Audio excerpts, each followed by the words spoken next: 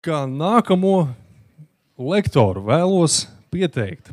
Es sākšu ar oficiāliem tituliem. Elektrotehnoloģijas un komunikācijas inženieris.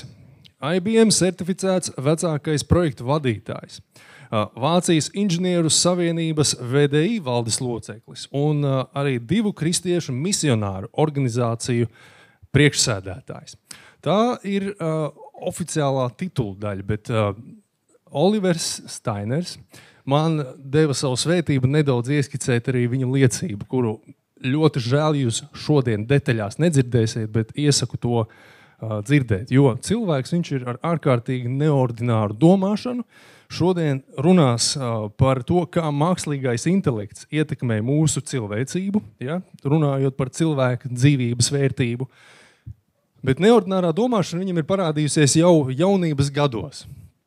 Proti, es kā cilvēks, kurš ar savu ģimeni dzīvo lauku pusē, savi 200 km no šejienes, kurinu māju ar malku. Un tas nozīmē, ka šī malka ir jāsagādā.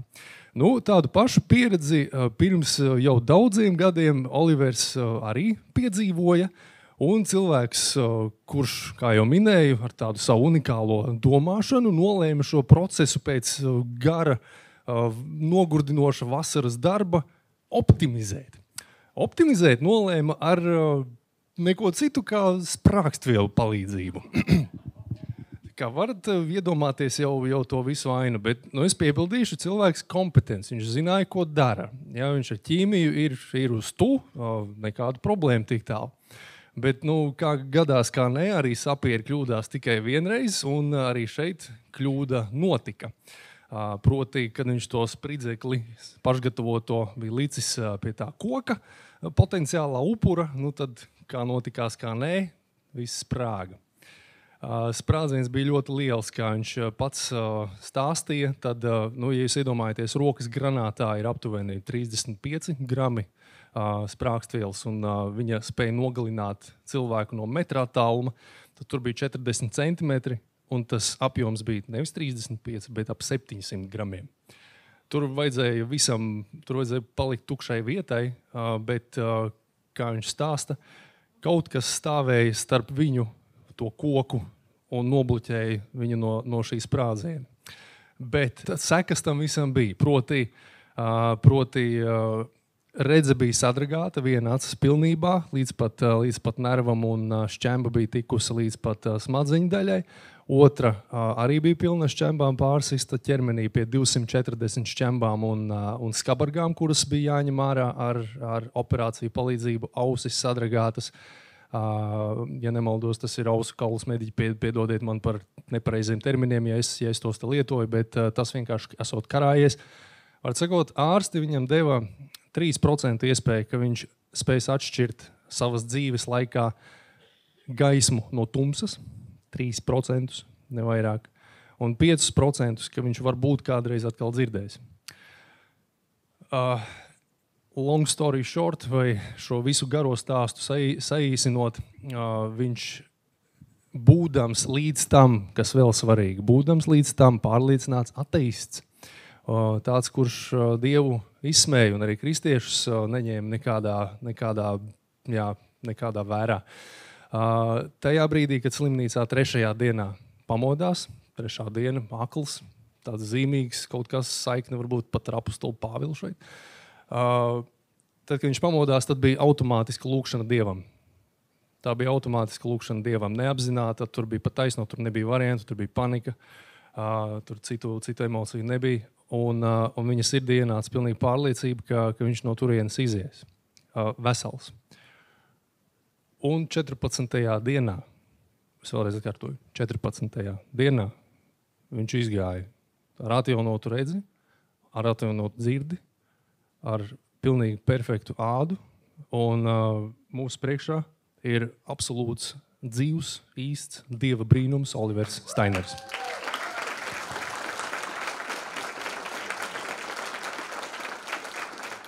Hallelujah. Halleluja! This is the day the Lord has made, amen. Jā, šī ir tā diena, so kas happy. kungs It's ir my radījis, first vai ne? time to be here Es esmu tik in priecīgs, Latvia, ka in šī ir pirmā reize, kad es esmu šeit, And Latvijā, I'm Rīgā. honored to un esmu pagodināts arī prezentēt jums to, par ko es tagad runāšu. Un tātad, kā jau mēs dzirdējām, tas ir brīnums, ka es šeit varu runāt, jo es biju pilnīgi akls un pilnīgi kurls, bet tā kunga žēlstībā es dzirdu un redzu. Un tas tiešām ir pateicoties tikai viņam. Un debes Tēvs, es lūdzu īpašu svētību šai auditorijai, ka tu aizskar katru sirdi ar šo vēstījumu, un es lūdzu Jēzus vārdā, lai katrs tiek piepildīts ar drosmi, cerību un tavu mīlestību, jo mums visiem ir nepieciešams, lai Jēzus tu piepildi mūsu sirds un dara to, ko tu vēlies darīt un palīdz mums vairot ticību un uzticēšanos tev. Jēzus vārdā, amen. Un tātad parunāsim par to, kā mākslīgais intelekts ietekmē mūsu cilvēcību, cilvēkus. Un man ir 45 minūtes, bet mēģināšu paspēt visu. Un ja mēs skatāmies uz pasauli, tad man ir jāsaka, ka mēs šeit esam cīņā, mēs esam karā, kas notiek jau ilgāku laiku, kas ir informācijas karš. Tad pirmo reizi vēsturē mēs redzam situāciju, kur tiek uzdoti jautājumi, vai Dievs vispār, tātad līdzīgi kā vēlns to darīt, tātad vai tiešām Dievs to teica, un tieši tāpat tātad tika uzdots jautājums par šo cilvēka dabu, bet nākamais arī meli, tātad tu kļūsi līdzīgs kā Dievs, un kā jau mēs pirms dažām minūtēm dzirdējām, tātad jautājums ir par to, vai mēs tiešām ticam, ka Dievs ir radījis visu pasauli, ka Dievs mūs ir radījis, vai mēs esam nejaušības rezultātā radušies, un tas ir jautājums. Un es parunāšu par informācijas šo karu, kas nesākās pirms 50 gadiem, tas sākās jau pirms 6000 gadu, un iziesim pavisam īstam cauri. Tātad, ja mēs runājam par dažādiem mēdījiem, ko mēs pēdējos gadus piedzīvojam, 1947. gadā pirmais dators tika saražots. Pēc tam mēs redzam, ka parādījās televīzija, tad arī datori. Es nezinu, vai jūs atceraties Commodore, varbūt jūs smaidat, tad jūs jau zinat. Pēc tam parādījās arī šis notebook, PowerBook. Un pirmais serveris 92. gadā bija pieejams, un varbūt, ka jūs arī atceraties interneta pārlūku, Netscape, un pēc tam 97. gadā parādījās pirmie mobilie telefoni. Un tā tas turpinājās, tehnoloģijas attīstījās, kā mēs redzam, parādījās Wi-Fi un Wikipēdija, dažādi meklēšanas rīki, iTunes. 2005. gadā YouTube tika izveidots, un pēc tam Firefox, Twitter un, protams, iPhones 2007. gads. Un tad mēs redzam notebook revolūciju, kas ir 8. gadā, pēc tam parādās iPad 2010. gadā, un tas ir apmēram pirms tātad 13-14 gadiem. Un pēc tam mēs jau saskaramies ar viediem pulksteņiem, bitcoiniem, sejas atpazīšanas tehnoloģijām, viedtālruņiem, un tad mēs arī iepazinām Zoom un Metaverse pirms 3 gadiem. Tālāk nākamais pieturas punkts, ko mēs saucam par, vai es saucu par Web 3.0, kur mums ir datori, mākslīgais intelekts mašīnās, viedās mājas, viedās ēkas. Mums arvien vairāk piedzīvojam virtuālās realitātes brilles, Google, mākslīgais intelekts, ChatGPT, Swiskaus, dažādi finteki, lietu internets un arī 27. gadā kvantu datori jau tiks pārdoti katram cilvēkam, to varēs iegādāties. Tā kā tas, jebkurā gadījumā, maina mūsu pasaules uzskatu. Un ja mēs šodien runājam par mākslīgo intelektu, tad kas ir mākslīgais intelekts? to nav tik viegli varbūt saprast. Tātad ir spēja, tātad kādai mašīnai, mehānismam ir spēja imitēt cilvēka spējas, tātad kas ir loģiskā domāšana, mācīšanās, plānošana un radošums. Un, ja mēs to izmantojam pienācīgā veidā, tas tiešām var papildināt un atnest vērtību mūsu sabiedrībai, bet ja mēs to nelietderīgi un slikti izmantojam, tad piedzīvojam dažādas manipulācijas, kontrolas sistēmu, un neviens vairs nevar izvairīties no tām, un tas dominē pārvaldu par cilvēci. Un tas ir tas arī, ko Bībele mūs brīdina laiku beigās. Un tagad mazliet dziļāk paskatīsimies, tātad kā izskatās nākotne. Nākotne ir šeit. Un mums ir jānolēmj, ko mēs darīsim ar šo instrumentu, ko mēs saucam par mākslīgo intelektu. Šis instruments pats par sevi nav slikts, bet jautājums, ko mēs ar to darām. Tātad, vai tas ir svētība vai lāsts, kā mēs to pārvēršam, kā mēs to lietojam. Un tas ir tas lielais jautājums. Ja mēs to darīsim šādi, kā piemērs, tātad kā kontrolas sistēma, tas nepadarīs mūs brīvākus, kā cilvēkus, ko Dievs ir radījis. Tas ir lielais jautājums. Un tagad es gribētu parādīt jums par manipulācijām. Kad jūs dzirdat par mākslīgo intelektu, jūs iedomājaties apmēram kaut ko šādu, ja? Kā mākslīgais intelekts. Tātad tam pašam nav savs gars, savu būtību, savu dvēseli, tā ir tikai tehnoloģija. Ja mēs skatāmies uz savu ķermeni, tātad mums ir 50 triljoni šūnu mūsu ķermenī, un visas šūnas darbojas kopā.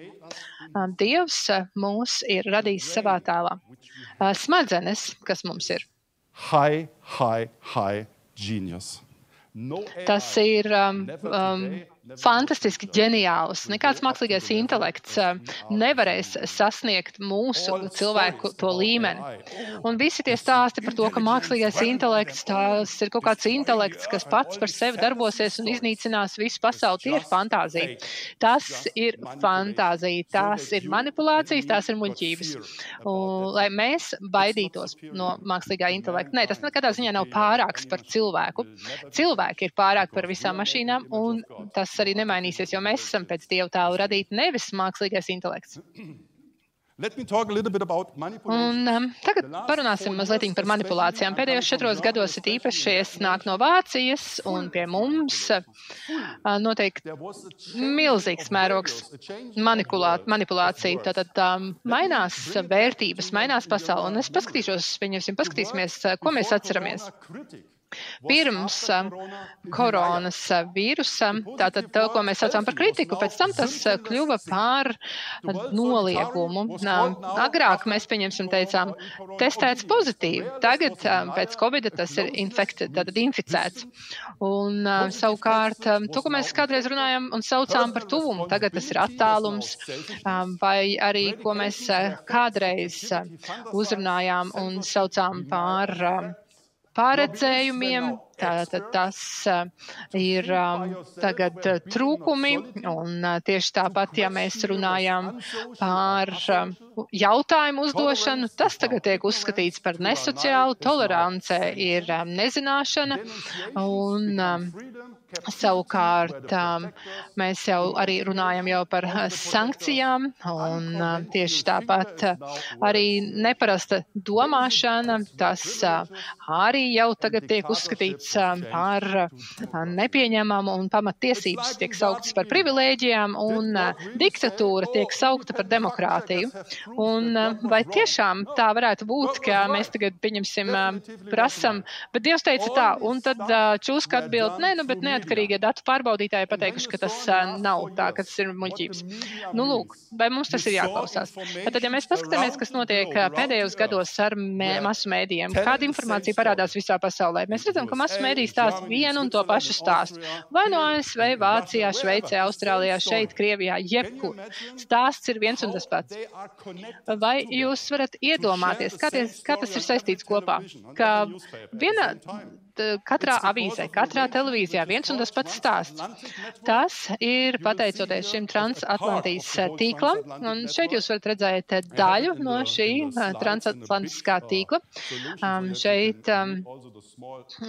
sīkāk paskatoties, jūs arī varat izlasīt visas ikonas, un šeit kopā Jau pirms vairākiem gadiem tika izveidots šis tīkls, kas savieno visas televīzijas programmas, tātad vispārējos mēdījus, dalīties par vienu to pašu informāciju vienlaicīgi. Un to es saucu par manipulāciju. Tātad, ja jūs dzirdat vienu vēstījumu un pietiekoši bieži, tad ir tendence, ka cilvēki ticēs, ka tas ir patiesība. Jēzus mums saka, izsvērt. Vai viņš saka, ka tas ir ceļš, kādā veidā mēs tātad nonākam ellē, ir lepnība. Tātad lepnība ir ceļš uz elli. Un tas nozīmē, ka mums ir jāstāv pret šiem vispārējo šo virzienu. Un tātad tas, ko mēs šeit redzam, ka Jāņa 14:6 mums ir skaidri pateikts, ka Jēzus saka, es esmu ceļš, es esmu patiesība, un es esmu dzīvība. Un neviens nenāk pie tēva, kā tikai caur mani. Un ja mēs uzdodam jautājumus par patiesību, šeit mēs redzam, ka patiesība nav domāšanas veids, bet persona, un persona ir Jēzus Kristus. Un ja mēs skatāmies 1. Timotejam 4:1, tad šeit mēs lasām, ka Gars saka skaidri, ka pēdējos laikos daži atkritīs no ticības pieķerdamies maldu gariem un dēmonu mācībām. Es parādīšu pēdējo 50-70 gadu laikā, kā mums tika melots, lai mainītu mūsu uzvedību visā pasaulē. Un man ir liels prieks padalīties. Un tātad, ja mēs skatāmies, piemēram, uz 1960. gadu, kas mums parādījās masu mēdījos. Un, ja jūs varat redzēt, vai es arī viņam esam izlasījuši, bet tātad, pateica 60. gados, ka pēc 10 gadiem vairs nebūs naftas, un mums ir jādara visu iespējamo, lai to risinātu. Vai 70. gados, piemēram, teica, ka vēl sekos vēl viens ledus laikmets un visi nosals. Nu, to mēs lasījām avīzēs. 80. gados, kā skābie lieti iznīcinās visus sējumus 10 gados. 90. gados, ka ozonslānis tiks iznīcināts pēc 10 gadiem, un ka šie ozona caurumi ir ļoti bīstami. 2000. gados tika runāts par to, ka šie ledus būs izkusts 10 gados. Pēc tam 2000. gadā bija teikts, ka šis jaunā tūkstošgade iznīcinās visas tehnoloģijas IT. Es, starp citu, biju komandā, kur mēs strādājām, un mēs ārkārtīgi daudz piepūlu veltījām, lai sagatavotos, un beigās nekas jau nenotika. Un 2001. gadā, kā antraks iznīcinās mūs visus, 2002. ka rietum Nīlas vīrus mūs iznīcinās, 2003. gadā, ka SARS vīrus mūs nogalinās, vai 4. daļu nogalinās. 2005. gadā, ka putnu gripa visus nogalinās, vai katru otro. 2006. gadā E. coli vīrus, 2008. gadā, ka finanšu krīze mūs nogalinās un būs pasaules karš. 9. gadā, ka cūku gripa. 12. gadā maiju kalendāra beigas, tad līdz ar to pasaule beigsies, un tas notiks 21. decembrī. Un pēc tam mēs turpinām. 2012. gadā pēc 10 gadiem būs izkusuši poli, ziemeļdienvidi. 13. gadā Ziemeļkoreja uzsāks karu, 14. ebola vīrus, 15. ISIS, 16. zika, 18. globālā sasilšana, 19. CO2, 20. gadā Covid. To mēs, protams, uzzinājām, kā tas nogalinās visus mūsu 21. gadā. Jaunais delta variants nogalinās katru otro, 22. gadā pērtiķu baks mūs nogalinās un tālāk. 23. gadā Krieviju mēs vainosim par 3. pasaules karu, kurā tiks nogalināti miljardiem cilvēku. 25. gadā tiek jau pravietots par to, ka parādīsies Marburgas vīrus, kas nogalinās apmēram 4/4 no pasaules iedzīvotājiem. 27. gadā, ka visas bankas tiks iznīcinātas un būs pasaules pilsoņu karš, globālais pilsoņu karš. 30. gadā tiks globālā kontrola realizēta par visām finansēm, tātad plāns par šo kontrolēšanu. ID 201, Global Reset un 17. Šie ilgtspējas mērķi. Ja jūs paskatāties šo ilgtspējas, ANO ilgtspējas mērķus, jūs arī saprotat. Un tālāk 33. gadā mums uzbruks citplanētieši. Un tas, piemēram, ir tas, ko mums komunicē ASV. Mums ir milzīgi teleskopi un cilvēki skatās. 4. daļa no teleskopiem skatās kaut kādu vienu noteiktu vietu un tur arī tiek paredzētas šīs lietas un saskaņā ar to ātrumu, kāds ir kā notikumi attīstās, tad mums šobrīd jau jāgatavojas uz to, ka mums būs jāizveido vienotās pasaules valdība, lai mēs aizsargātos pret citplanētiešiem. Tādi ir plāni, mēs, protams, varam pasmieties. Un tieši tāpat mēs varam parunāt arī par videotehnoloģijām, par dažādām manipulācijām. Es parādīšu, kas ir iespējams ar dažādām manipulācijas tehnoloģijām šodien. Un es runāju par programmatūru, kas maksu apmēram 200 eiro. Jūs redzat šo te. Un es runāju arī par CGA, tātad datoru veidotie attēli, un par Photoshopu, green screens, blue screens, paplašinātā realitāte, optiskās ilūzijas, kas ir tālāk pārveide un šie starpkadri, kas pārveidošana, tas nozīmē mākslīgais intelekts, tiek izmantots, lai pārveidot tātad vai starpkadri, piemēram, ir sākuma attēls un beigu attēls, un tas starpkadrs ir tas, ko ieliek mākslīgais intelekts. Vai, piemēram, vienā sekundē tātad ir 30 šie attēli, un es ielieku vēl papildus šo starp attēlu, un tā ir tā manipulācija tehnoloģija. Tātad kaut kas tiek pārveidots un kaut kas starpā tiek ielikts. Jā, un tālāk es arī parādīšu. Tālāk, kur jums jāpasaka, kas ir reāls? Runātājs A vai runātājs B? Kurš ir reālais? Es neesmu Morgans Freemans, un tas, ko jūs redzat, tas nav reāls. Vismaz modernajos terminos. Bet varbūt es varētu pateikt, ka es par neesmu cilvēcīga būtne. Vai jūs man ticēsiet? Kāds ir tavs uzskats par realitāti?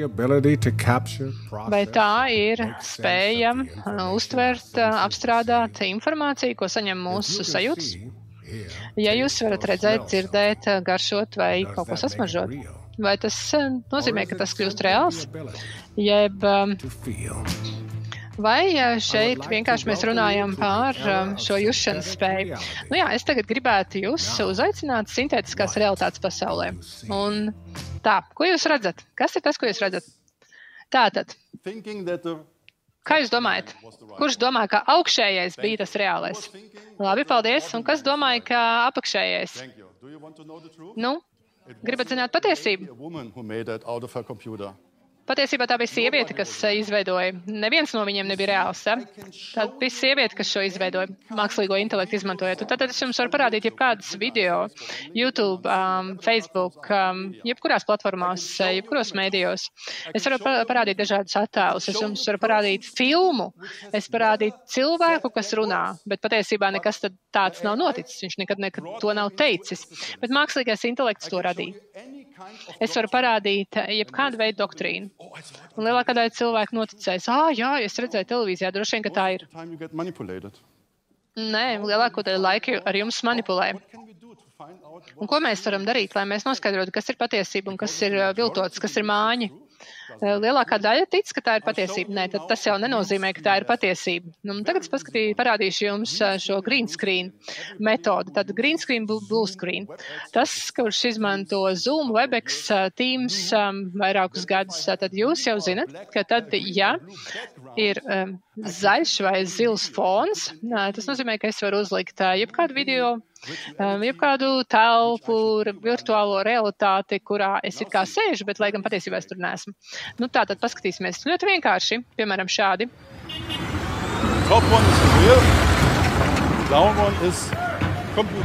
Apakšējais reāls, augšējais reāls, apakšējais datorģenerēts. You don't need a big studio to make movies.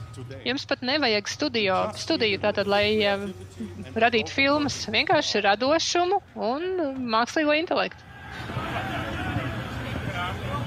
We have rush facing that line. I haven't seen that line on the field. 27, 28. Taco burgers and one regular. Thanks. Big puppy moving into position now. What a sight.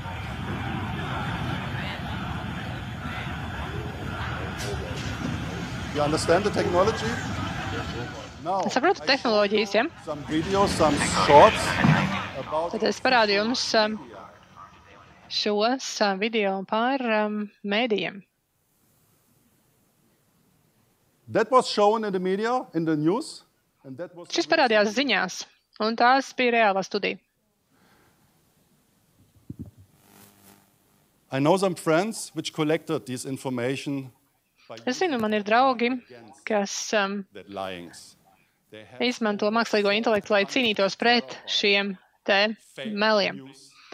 Viņi ir apkopojuši informāciju par milzīgu apjomu viltus ziņām, kas mums tiek parādīts pēdējo 6 gadu laikā televīzijā. 400 terabaiti viltus informācijas. Kāpēc? Lai manipulētu.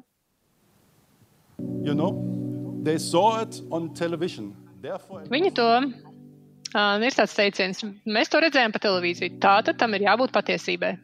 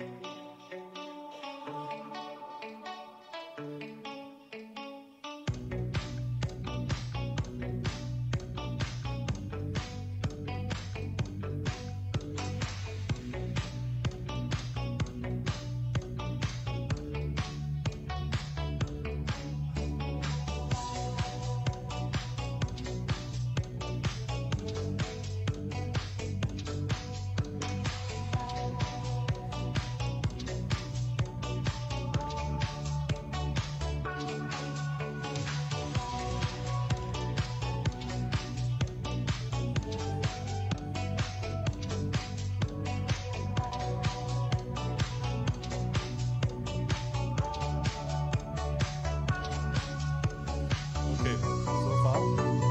AI is often used to make you fear. Now I show you Mākslīgais intelekts bieži tiek izmantots, lai likt jums baidīties. got viral over the planet. Un parādīšu video, kas pirms 8 gadiem izplasījās ļoti, ļoti plaši un izskatījās, ka viss ir pilnīgi reāli. Paskatieties. That was Boston Dynamics.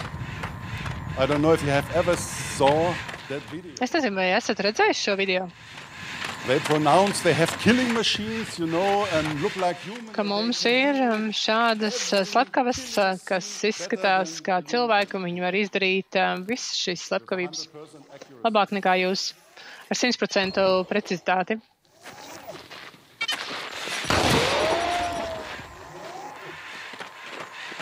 Please remember when I show you that video. Atcerieties,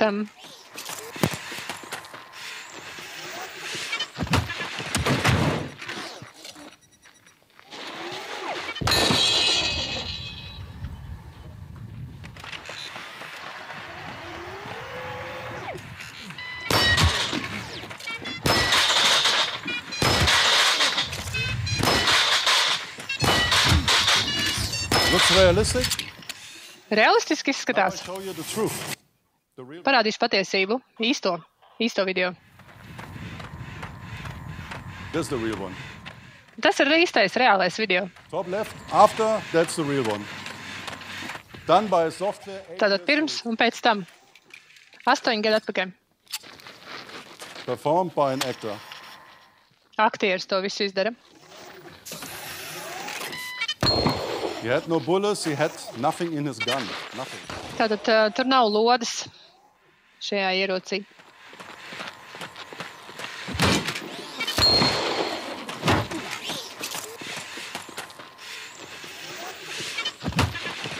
computers today are so good, I can do that online. Nu jā, tātad šo tiešsaistē es varu izdarīt. Es varu šeit uzlikt kameru, kas rāda mani, un vēl kādu citu cilvēku blakus, kas pieņemsim kaut kur runā. Tā kā ir neierobežots iespējas šo visu tā samanipulēt.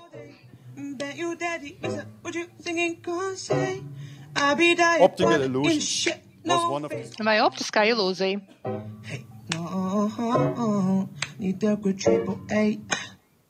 Now a technique called morphing. Un te ir šī tehnika, šis morphings.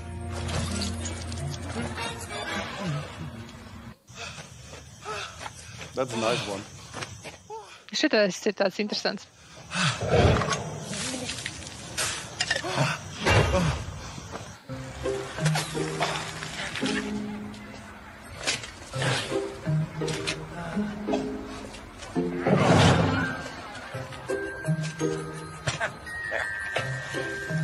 Coming through.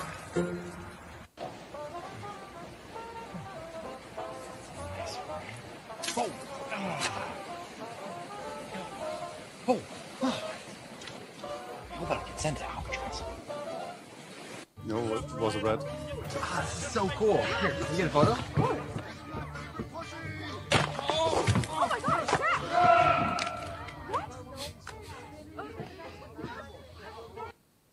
There wasn't a person, just an image. Oh, this one I Tātad tur nebija cilvēks, vienkārši attēls, bet man šis te patīk. Do we really think this man can do anything to that house? Ko es domāju? Viņš tiešām to tā varētu izdarīt. But I was wondering about, there is a popular television show called Ir kāds populārs TV šovs, tātad, tā kā X-faktors, tā kā Amerikas talants, un viņi izmantoja savos šovos arī mākslīgo intelektu, un tas ieguva pirmo vietu. Un bija kādi 2 cilvēki, kas izveidoja uzņēmumu, izveidoja programmatūru kopā ar mākslīgo intelektu, un tas perfekti izmantots tika. Nu, paskatieties īsi, kā tas notika. Tātad šeit notiek šis šovs.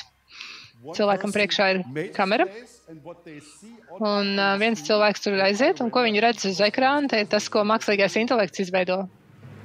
You know, when you don't, and it's online in real time.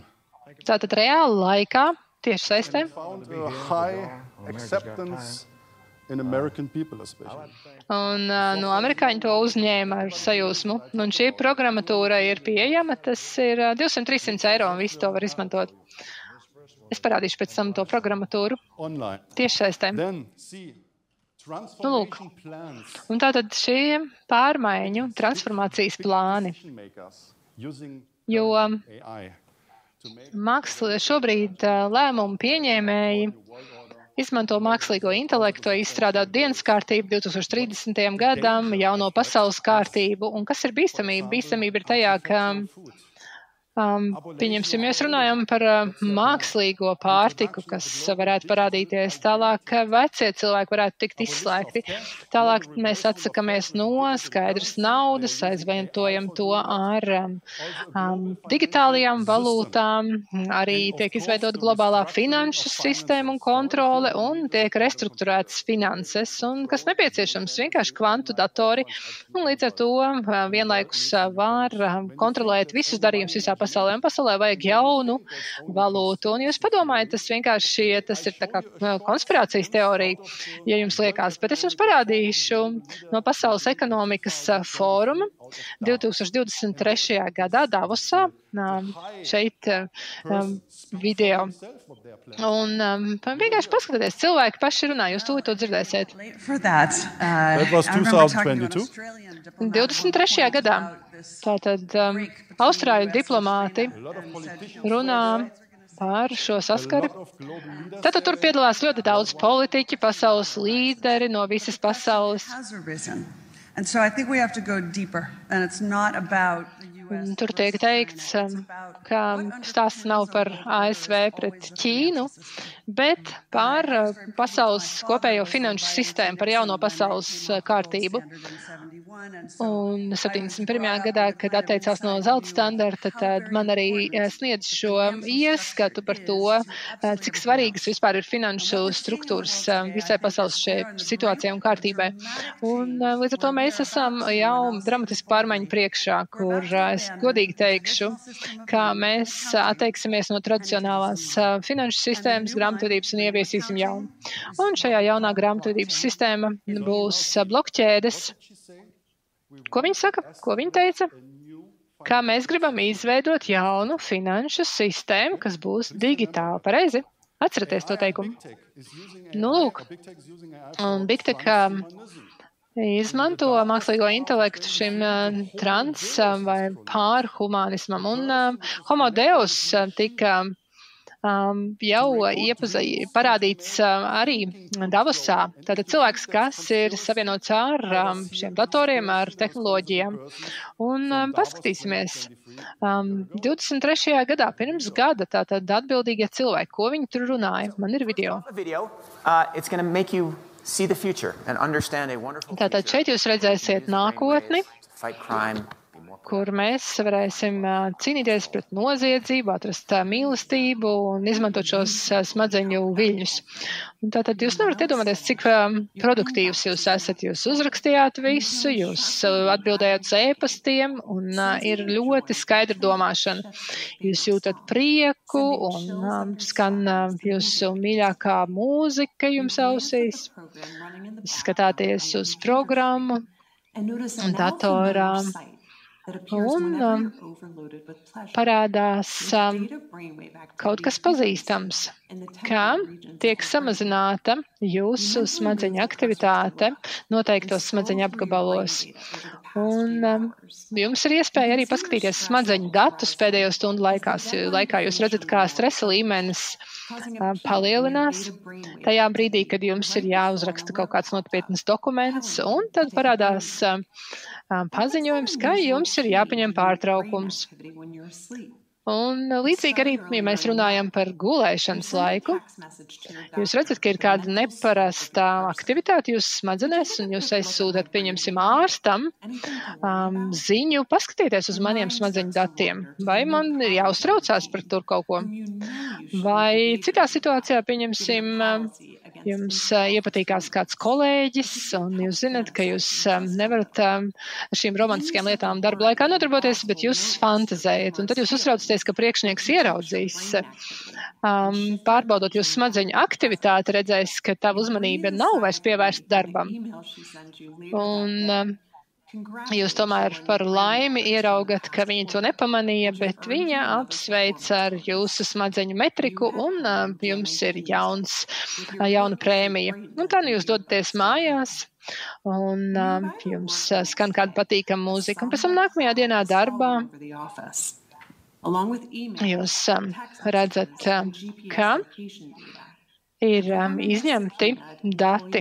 Valdība ir izdevusi rīkojumu policijai savākt datus no visiem pēdējiem gadiem. Jo tāpēc, ka kāds no jūsu kolēģiem ir veicis kādu krāpšanos milzīgā apjomā.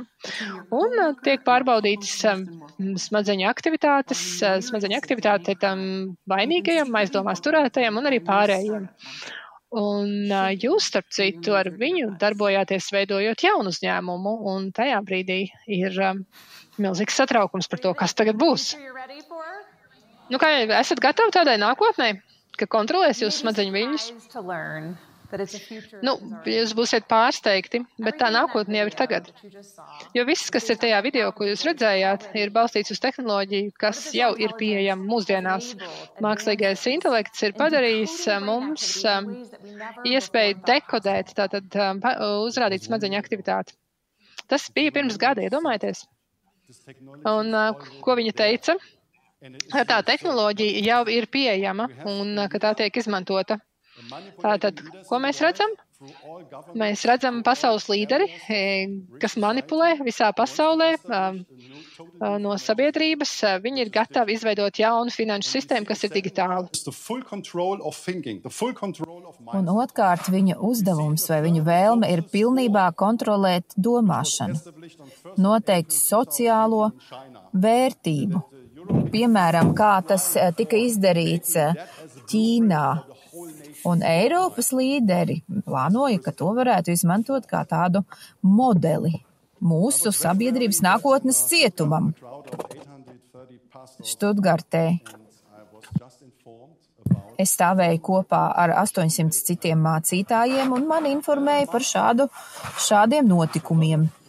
Elons Masks, kurš daudzu cilvēku ieskatā ir lielisks cilvēks, viņš saņēma oficiālu atļauju implantēt 10 000 mikroshēmu smadzenēs. Vācijā vairāk nekā 84 000 brīvprātīgo jau ir pievienojušies programmai. Un tiek teikts, ka, ziniet, tas jau tikai tiem, kas nevar izmantot kādu ķermeņa daļu, un tad mikroshēma tiks implantēta smadzenēs un tiks koriģēta šī organiskā sistēma, nomainīti DNS komponenti, un atkal cilvēks varēs lietot rokas vai kājas. Un ir saņemts oficiāls apstiprinājums to darīt.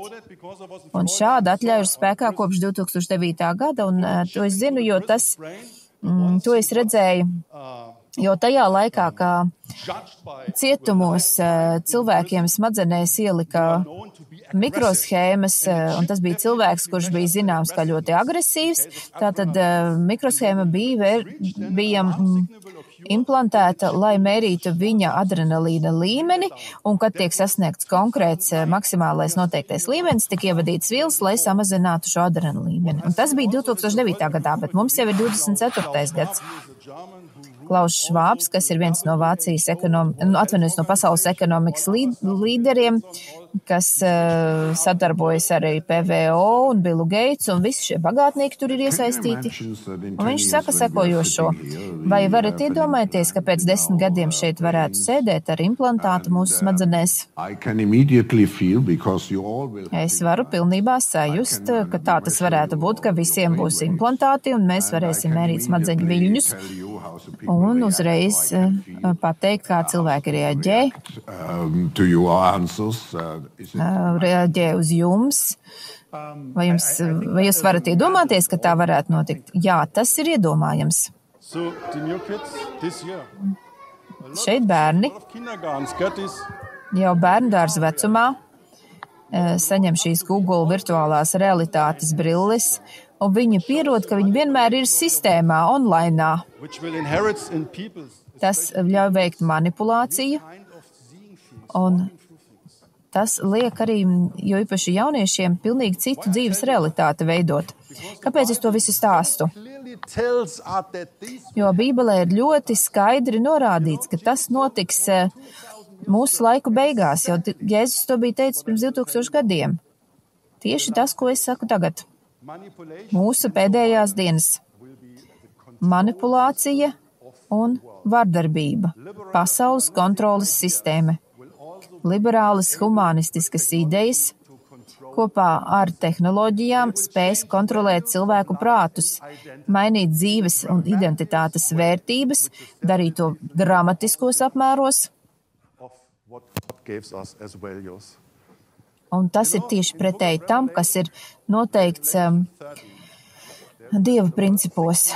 Atklāsmes grāmatā bija rakstīts, ka visi bagātie, nabagie, brīvie, nebrīvie saņems zīmi uz labās rokas vai uz pieres, un neviens nevarēs ne pirkt, ne pārdot, izņemot ar šo zīmi, ar zvēra zīmi vai ar viņa numuru. Un Jēzus mums saka, ka šeit ir tas, kas mums ir jāsaprot. Un mums ir jāsaprot, kāds ir šis skaitlis, un šis ir cilvēka skaitlis 666. Tātad Jēzus mums saka, ka mūsu laika beigos kontrolēs visā globālajā mērogā, pirmkārt finansiālajā sistēmā, otrkārt tik nolasīti mūsu smadzeņu viļņi. Jo, ja kāds nepielūdz kādu šo skaitli vai kādu mūsu iedomātu tēlu vai ko citu, tad mēs nevarēsim dzīvot. Mēs nevarēsim pirkt vai pārdot bez šīm zīmēm. Protams, mēs varam runāt par to, kāda tā zīme varētu būt, bet Bībelē ir nepārprotami skaidrots, ka mūs apzīmēs. Un vēl es gribu teikt, ka 3. eņģelis skaļā balsī teiks, ka ja kāds pielūdz zvēru un saņem viņa zīmi uz savas pieres, tas ir tāpat kā dzert ļaunuma vīnu, un šāds cilvēks tiks mocīts ar uguni, un šo moku dūmi pacelsies nebeidzami augšā un nebūs miera ne dienu, ne nakti tiem, kas pielūdz šādu zvēru un saņem viņa zīmi.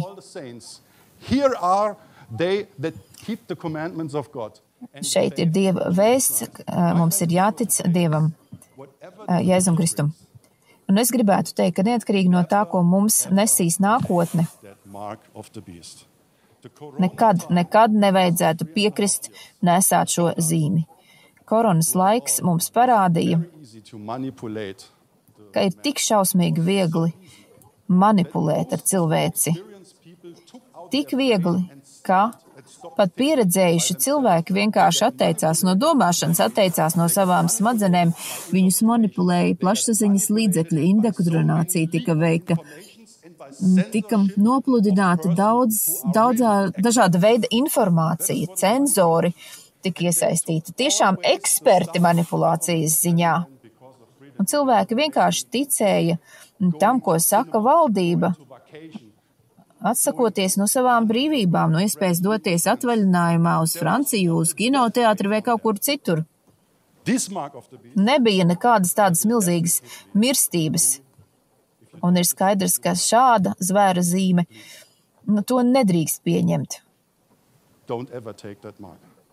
Nekad to nedariet. Šis ir galvenais, kas ir jāatcerās no mana vēstījuma. Tas nav nekas tālā nākotnē. Es domāju, ka tas ir tuvākajos gados. Īsi pēc tam, kad kvantu dators tiks izveidots. Jo pasaules valdībai šāds dators ir vajadzīgs, lai kontrolētu finanšu sistēmu visā pasaulē. Nekad nepiekrītiet nesāt zvēra zīmi. Un es gribētu iedrošināt visus.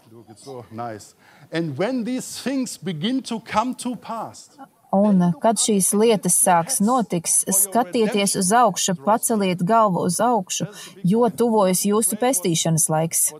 Tāpēc nevajadzētu baidīties. Nevajadzētu baidīties no tā, ko plāno ļaunie cilvēki no 23. gada vai 33. gada no citplanētiešu iebrukuma vai no kādiem citiem gadiem. Nevajadzētu no tā baidīties. Vienkārši izmantojiet laiku, lai saprastu, lai uzklausītu to, ko saka Dievs. Jo Jēzus nekad mums nestāsta nerunā tukšus vārdus. Es biju pilnīgs ateists līdz 24 gadu vecumam, un tad es sāku lasīt Bībeli. Esmu izlasījis vairāk kā 400 reizes, un katru reizi lasot, es aizvien vairāk sapratu, piedzīvoju šo patiesību, sapratu, kas notiek pasaulē. Jēzum ir tik daudz, ko teikt par šiem laikiem. Daniela evaņģēlija 2. nodaļā ir rakstīts kaut kas ļoti svarīgs, būtisks mūsu laikam. Tad tur ir stāsts par to, ka sapnis kļuva par īstenību.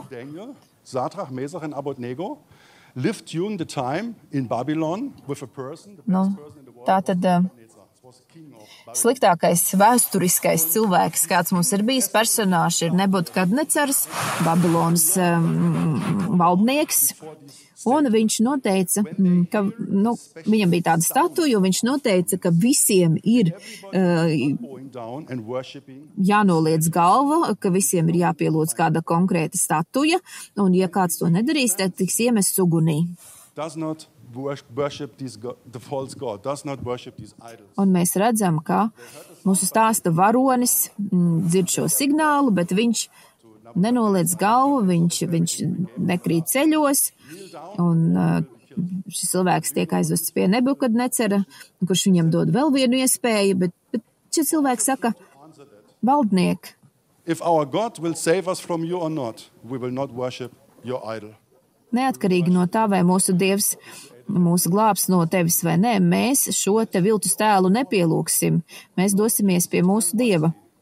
Tāpēc es aicinu izmantot šo laiku gudri, darīt visu iespējamo, lai aizvien vairāk uzzinātu par Dievu un par Jēzu Kristu, jo tā ir vienīgā izvēle.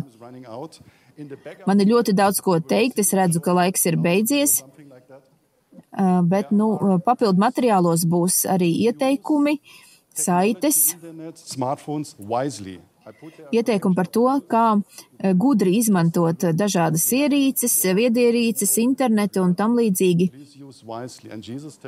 Izmantojiet gudri šīs iespējas. Jēzus saka, ka mums ir jābūt tik gudriem kā čūskai un tikpat mierpilniem kā dūjām.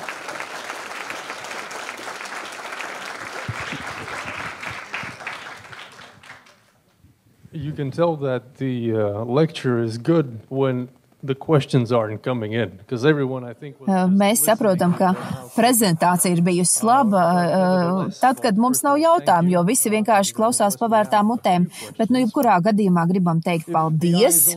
Tā, mums ir ienākušies daži jautājumi, un viens būs šāds: ja mākslīgais intelekts ir tikai rīks, kur ir tā veselīgā robeža, kad mums vajadzētu sākt domāt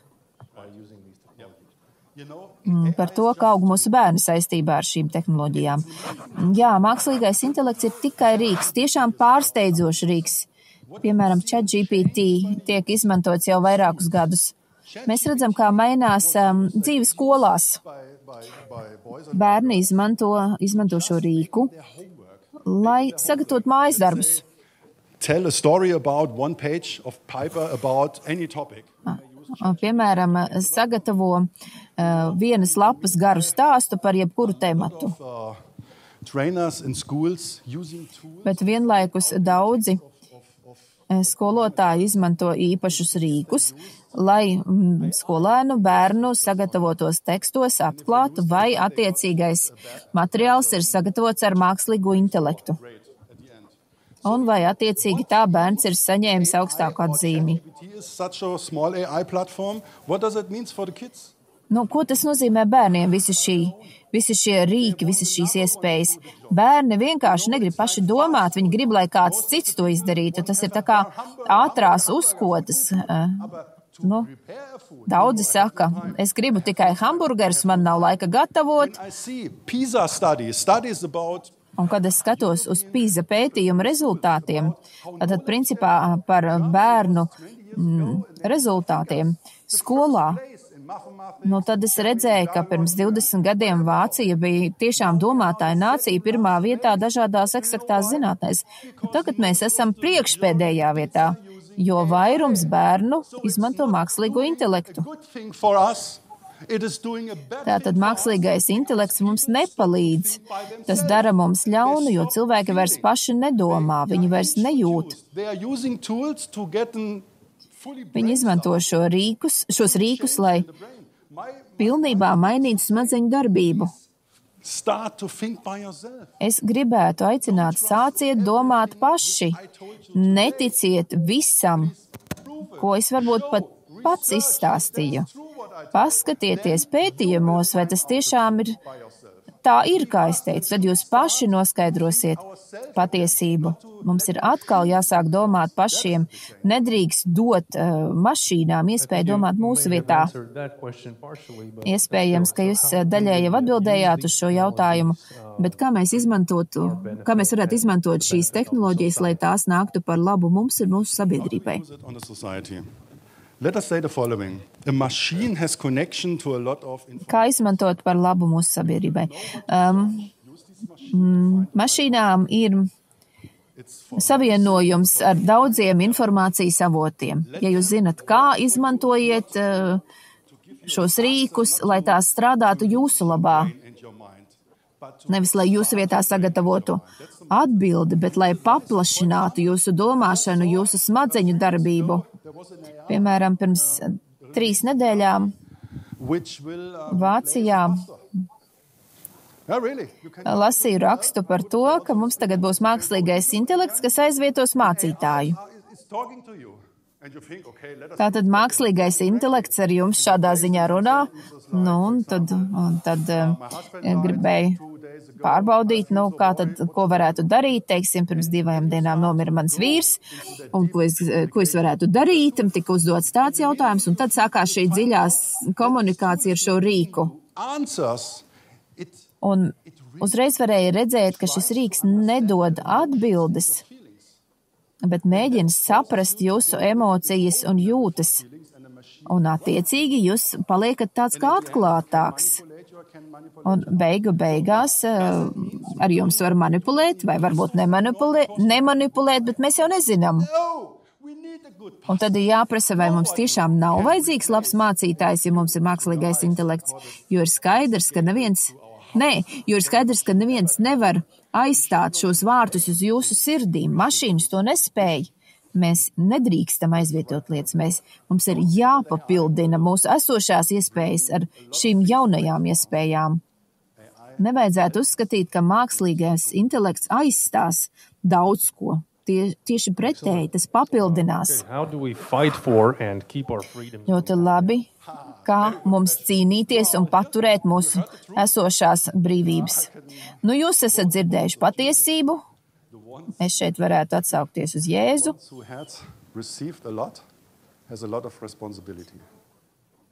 Tātad teikt, ka tiem, kam ir daudz dots, tiem ir arī liela atbildība.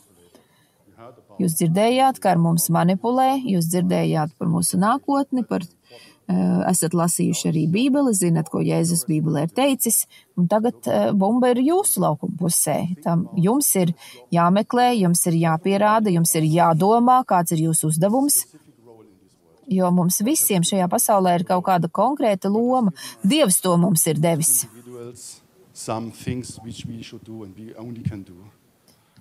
Kaut kas tāds, kas mums ir dots, ko mēs varētu darīt, tāpēc dariet visu, ko Dievs jums saka, ko Jēzus saka.